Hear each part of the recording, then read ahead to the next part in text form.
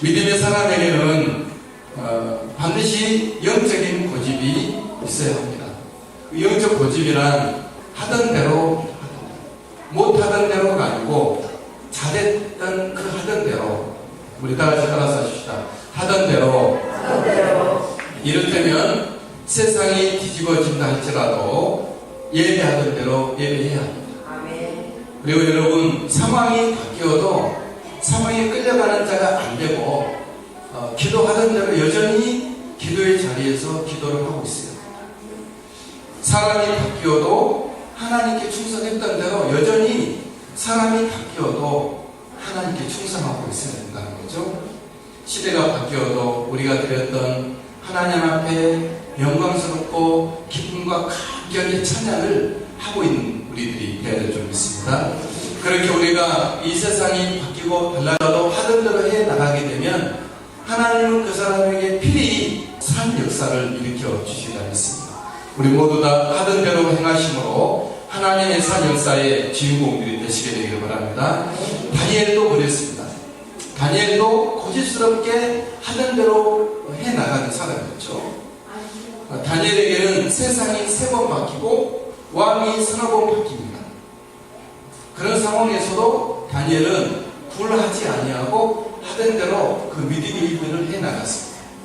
유다 나라에서 14세까지 살다가 바벨론 제국에 80살까지 살고 88년까지 페르시아의 제국의 통치를 받습니다. 유다 나라에서는 영적인 혼란기를 겪었죠. 예루살렘이 함락이 되고 나라가 망해가요. 청소년기, 청년기, 중장년기, 노년기 70년간 이교도 땅에서 바벨론 땅에서 호상이 파전시키고 있어서 살았습니다.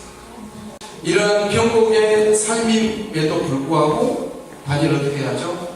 다니엘 그의 신앙이 완전히 노출되고 공격당하는 상황에서도 여전히 어떻게 했죠? 하던 대로 신앙생활을 했습니다. 할렐루야. 할렐루야.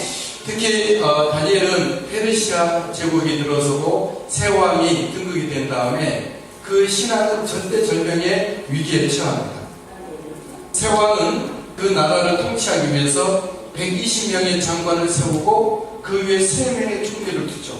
그 가운데 다니엘이 총리 중에 한 사람입니다. 또 총리 중에 다니엘을 수석으로 다리오 왕을 세웠죠. 모든 신하들은 다니엘을 시기했습니다. 공공의 적이 된 것이죠. 왜냐하면 이교도이고 포로 출신이고 나이도 너무 많고 여러 왕을 거주하던 국왕이고, 그래서 모든 페르시아의 다리오의 신하들은 이 다니엘을 시기하고 질투를 했습니다. 다니엘 제고용 법안을 상정하고 통과시켜서 발효하게 됩니다. 즉 다시 말하면 30일 동안 왕권을 강화하기 위해서 왕 외에 어떤 신에게나 누구에게나 절하거나 기도하는 것을 금지하십시다. 30일 동안 지금 이 페르시아 새왕국이 출발을 했는데 왕만 바라보게 합시다. 신하들이 이렇게 얘기를 하니까 다리오 왕으로서는 너무 좋죠. 그러니까 바로 도장을 어인을 찍어서 조서를 내려서 30일 동안 다리오 왕의 통치권에 있는 모든 사람들은 어떤 신에게나 기도해서는 안 되고 어떤 예배를 찬송을 드려서도 안 되고 30일 동안 그렇게 합니다. 만약에 다리오 왕 외에 어떤 신에게나 기도나 찬송을 예배를 드리게 되면 사자굴에 던지겠다, 그렇게 한 것입니다. 7절 말씀 보겠습니다. 앞에 시작. 왕이여 30일 동안에 누구든지 왕 외의 어떤 신에게나 사람에게 무엇을 구하면 사자굴에 던져넣기로 한 것이 아닙니까? 이제부터 페르시아 법에 의하면 그의 페르시아 관할에 있는 모든 사람들은 어떤 예배도 어떤 기도도 어떤 찬송도 할 수 없습니다. 아무리 다니엘일지라도 하나님을 섬길 수가 없게 된 법령이 발표가 된 것이죠. 여러분 같으면 어떻게 하시겠습니까? 다니엘은 어떻게 했을까요? 다니엘은 기도와 예배와 찬송을 포기했을까요? 내가 이러다 자칫 잘못하면 우리나라에도 못 돌아가고 객사에서 죽겠다. 사자에 밥이 되고 말겠다. 이제 그만 사람 일단 살고 봐야지 하고 포기했을까요? 예배 좀 안 드린다고 기도 안 하고 전에 하던 대로 좀 쉰다고 해서 뭐가 잘못되냐 이렇게 하면서 포기했을까요? 아니면 다니엘 스스로에게 타협했을까요? 그래봐야 30일인데 30일 후에 잠깐 좀 안 했다가 30일 후에 마음껏 하면 되지. 소나기는 일단 피하고 봐야 되는 거니까 하면서 스스로에게 타협했을까요? 다니엘은 포기하지도 않고 타협하지도 않습니다. 신앙인의 모습이죠. 예수 믿는 믿음의 사람들은 그런 삶을 살아내야 합니다. 많은 교회 다니는 신앙생활하는 사람들이 자기 상황에 따라 형편에 따라 사람들의 요구에 따라서 우리의 신앙을 쉽게 양보하고 타협하고 포기하는데 그래서 하나님의 은혜가 없는 거예요. 그래서 하나님이 일하시지 못하는 거죠. 하나님은 이방 땅일지라도 나이가 80이 되는 이제 끝나는 인생일지라도 전에 하던 대로 영적인 고집있게 굴하지 않고 믿음으로 끝까지 그 길을 그 믿음의 내일을 달려가는 그 사람에게 다니엘을 포함해서 하나님의 사역사를 일으켜 주신다는 것입니다. 사랑하는 여러분, 하나님의 사역사는 성경에만 있는 것이 아니라 저와 여러분의 삶 가운데 현실화되어야 될 것입니다. 그것이 일상이 되어야 됩니다. 예수 믿는 사람들이 되어가지고 기도의 응답도 없고 예수 그리스도의 생명의 역사로 우리가 이 땅에서 이루어지지 못하면 우리가 얼마나 화망합니까?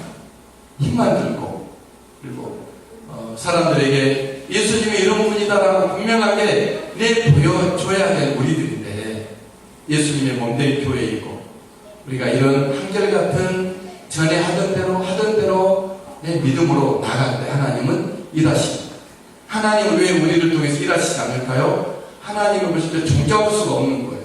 뭔가 좀 될 뻔한, 좀 믿을만한데 또 이 사람이 타협해버리고 포기하고 또 그냥 치우치고 우리는 어제 주님 앞에 우리 예수님께서 그 길을 한 길로 가셨듯이 우리는 또 좁은 길로 믿음의 길로 예수 그리스도의 십자가를 지고 찬송하며 하나님의 말씀을 선포하고 하나님의 거룩한 이름을 노래하면서 가야 될 줄 믿습니다. 할렐루야. 다니엘은 하던 대로 합니다. 여전히 전에 하던 대로 이렇게 합니다. 조서에 왕의 도장이 찍힌 것을 알고도 그랬어요. 10절 말씀 같이 읽으실까요? 앞에 시작. 다니엘이 이 조서에 왕의 도장이 찍힌 것을 알고도 다니엘이 모를 리가 없죠. 총리였고 수도 총리. 다시 말하면 페르시아의 권력 서열 2위인데 왜 모르겠어요? 다 알죠.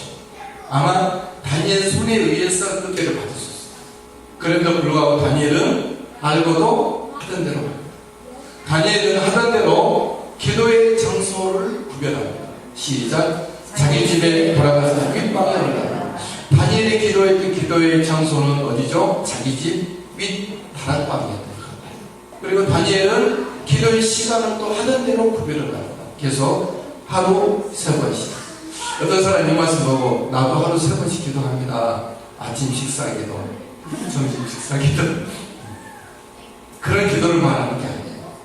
정말로 전인 온몸을 들여서 예배의 모습으로 주님 앞에 기도를 하는 거예요. 또 다니엘은 하던 대로 기도의 모습을 가지고 합니다. 같이 시작. 예루살렘으로 향한 창문을 열고 전에 하던 대로 하루 3번씩 무릎을 꿇고 기도합니다. 다니엘이 왜 창문을 열고 기도했을까요? 그것은 솔로몬 성전을 봉헌 예배 드릴 때 하나님께 솔로몬 기도했던 기도의 내용이 있어요. 우리가 이방 땅에 사로잡혀 가서 그 땅에서 이곳을 향해서 하나님 앞에 부르짖어 기도하거든 여호와께서는 하늘에서 들으시고 이 말씀을 기억하면서 예루살렘을 향해서 창문을 여는 거예요. 창문을 열었다는 것은 뭘 말하죠? 하나님을 향해서 기도한다는 거죠. 이방 땅에서 이교도가 가득하고 정말로 많은 사람들이 다니엘이 기도하는지 안 하는지 이걸 살펴보고 이때에도 창문을 열고 기도했다. 여러분 신앙생활은요 숨기고 신앙생활하는 건 아닙니다. 우리 신앙생활은 주의 이름을 복음을 부끄러워해서는 안 되죠. 그렇죠? 우리 주님께서 이렇게 말씀하셨어요. 세상 가운데서 우리가 살아갈 때 나와 복음을 부끄러워하면 내가 천사들과 함께 하늘에서 너희를 부끄러워한다. 그렇게 말씀합니다. 우리 이 땅에서 내가 예수 믿는 사람인 것을 확실하게 드러내셔야 해요. 좀 불협화음이 생기고 약간 압박이 외압이 올다 할지라도 그걸 우리는 드러내야 해요. 그래야 우리가 전도할 수도 있고, 내가 예수 믿는 사람인 것을 보여줘야 내 안에 벌어진 하나님 은혜 역사를 보고 그들이 주께로 돌아오지 않겠습니까? 허망하고 그냥 이 폐단적인 삶을 사는 사람들이, 우리가 예수님을 믿고 제대로 믿고 그걸 드러내야 된다는 것이죠. 어쨌든 다니엘은 전에 하던 대로 창문을 열고 예루살렘을 향해서, 하나님을 향해서 기도하고 있는 모습을 보게 됩니다. 다니엘은 하던 대로 하나님께 감사했습니다. 다시 10절 시작. 그의 하나님께 감사했다.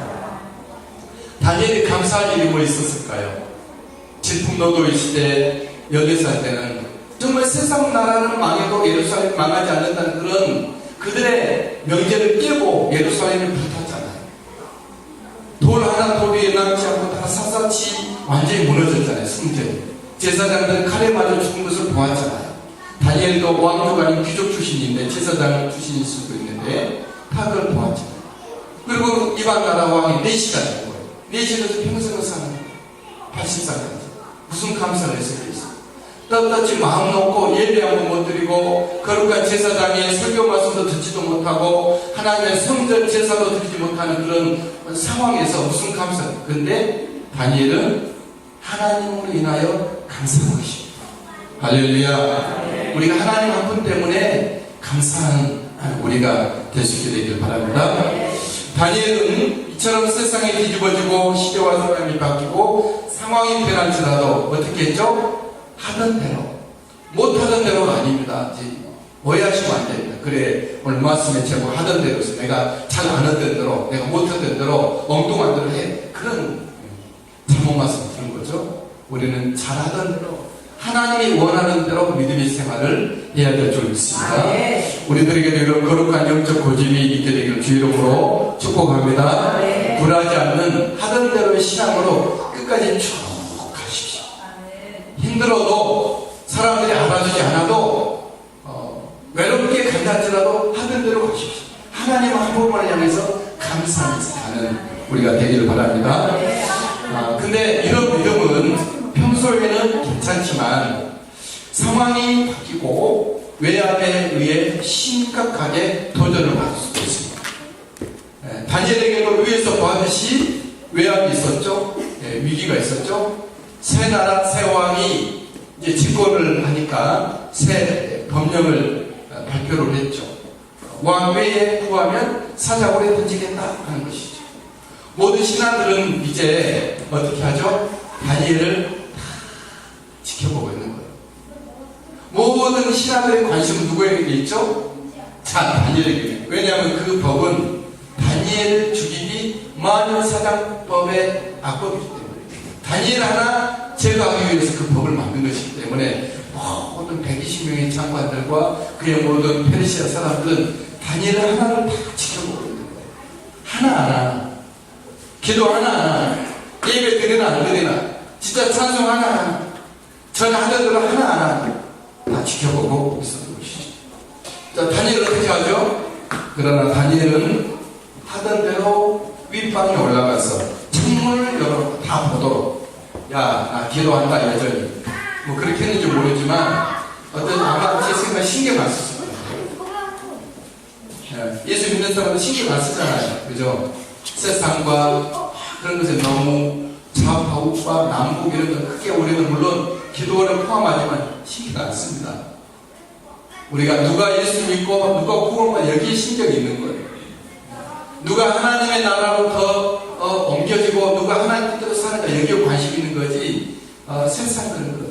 다니엘도 그 법조차도 신경 안 쓰고 여전히 하던 대로 하나님을 섬기는 것이죠. 여전히 다니엘은 윗방에 올라가서 하루 3번씩 성전을 향해서 창문을 열어놓고 하나님께 기도했죠. 어떻게 됐죠? 하나님 지켜주셨을까요? 물론 하나님 지켜주시죠. 그냥 당장은 아니에요. 하나님 언제 지켜주시죠? 끝판에 가서 하나님은 참 이상하신 분이죠. 저 처음부터 해주면 참 좋은데 하나님은 꼭 끝판에 우리가 숨 넘어가기 직전에 건져주시고 살려주시고 그럴 때가 참 많아요. 왜냐하면 하나님을 드러내기 위해서 그런 것 같아요. 우리의 믿음을 더 강화시키기 위해서 그런 것이기도 하고 우리를 또 바라보는 그런 것도 있고 그렇습니다. 어떻게 됐죠? 다니엘이는 하던 대로 믿음을 이어가되 여지없이 핍박이 그에게 닥쳐왔죠. 다니엘을 막보던 신하들에게 다니엘은 발각이 됩니다. 11절 말씀 시작. 그 무리들이 모여서 다니엘이 자기 하나님 앞에 기도하며 간구하는 것을 발견하고 굉장히 이 분위기가 만약에 드라마라 그러면 뭔가 그 음악과 그런 것이 좀 그러면 나오지 않겠습니까? 발견하고 긴장이 있는 우리 신하들이 왕에게 막 달려가서 다니엘을 고발합니다. 이 부분은 고발이라고 하는 것보다도 뭐라고 표현하면 좋을 것 같죠? 고자질을 하고 있죠. 12절 맞습니다. 시작. 이에 그들이 나가서 왕께 아뢰되 왕이여 왕이 금령에 왕의 도장을 찍어서 30일 동안에는 누구든지 왕 외의 어떤 신에게나 사람에게 구하면 사자굴에 던져졌기로 하지 아니하니까. 13절 왕이여 사람 잡혀온 유다 자손 중에 다니엘이 왕과 왕의 도장이 찍힌 금령을 존중하지 아니하고 하루 세번 씻기도 하나이다. 저 다니엘이 왕명을 어겼습니다. 그 말이에요. 그러니까 사자굴에 던져야 됩니다. 이 말이에요. 세왕 다리오는 심한 근심에 빠집니다. 14절 시작. 왕이 이 말을 듣고 그로 말미암아 심히 근심합니다.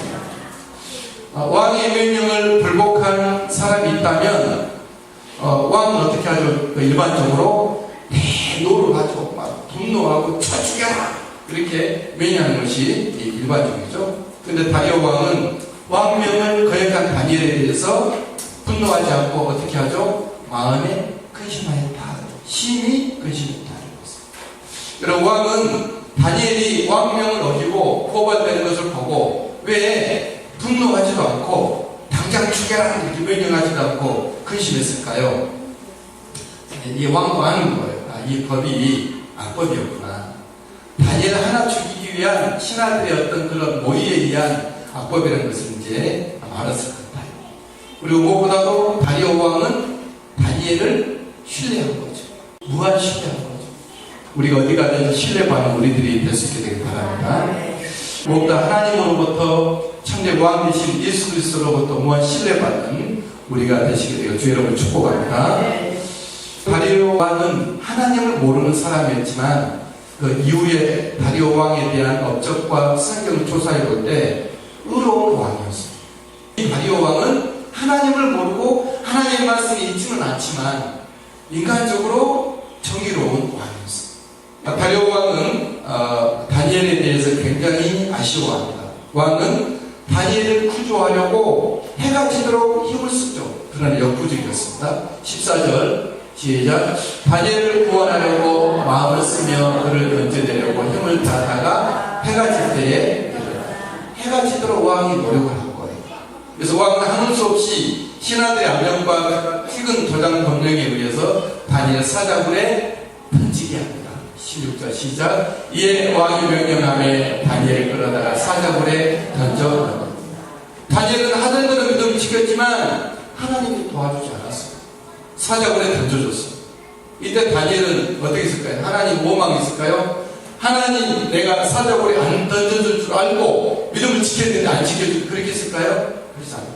믿음의 사람들은 오늘 내가 이 시간 예수 믿다가 순교를 당해도 그것이 나의 주님 앞에 성례인 줄 알고 감사한 것입니다.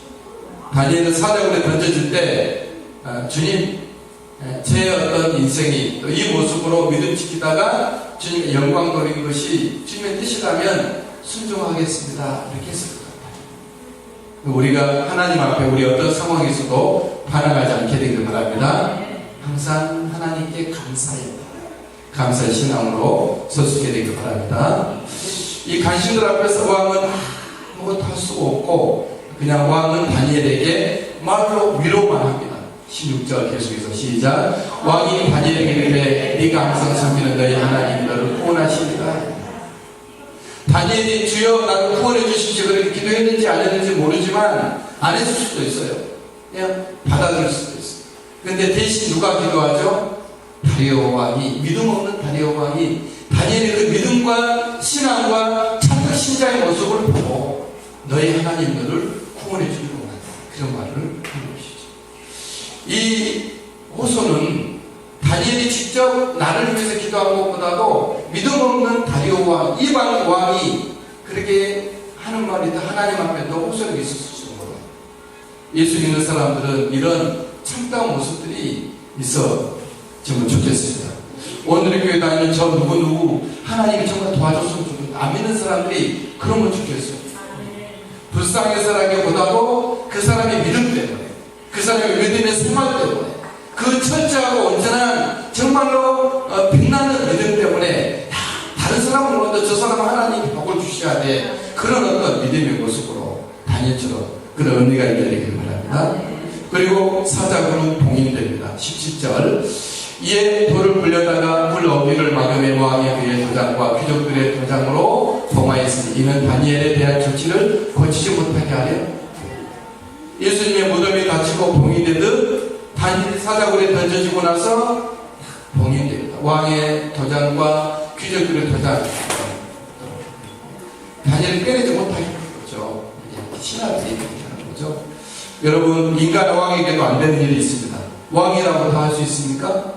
아무리 왕이 큰 소리 쳐도 백성들이 따라주지 않으면 어떻게 일을 할 수가 있습니까? 안 되죠.